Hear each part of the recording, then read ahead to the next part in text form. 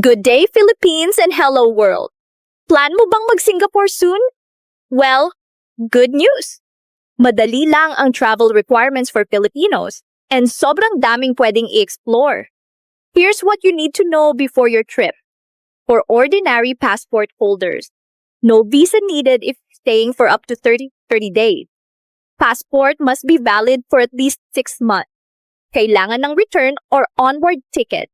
Bring your hotel booking or proof of accommodation for diplomatic or official passport. No visa needed then for stays up to 30 days. Passport must also be valid for at least 6 months. Check with DFA for any additional travel arrangement.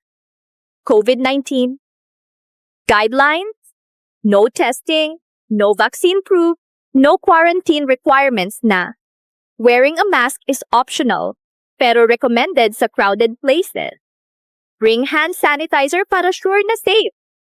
So, saan ka pwedeng pumunta? Eto na nga. First up, Marina Bay Sands for iconic views. Lalo na sa gabi. Gardens by the Bay. Nature and innovation in perfect harmony. Para kang nasa ibang planeta. Sentosa Island, meron itong napakagandang beach at dito matatapuan ang Universal Studios. Haji Lane, isang artsy street with cute cafes and street art. Kung mahilig ka sa animal adventure, pwede mong puntahan ang night safari for a new experience. Hawker centers and Chinatown, kung saan pwede kang mag-food trip to the max.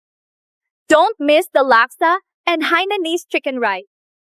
Finally, Orchard Road. Stop till you drop. Singapore is super tourist-friendly. Kaya kung hanap mo ay smooth travel with world-class spots. This is your sign? If you find this video helpful, please follow or subscribe to my channel. At comment mo na din kung saan mong gustong magpunta.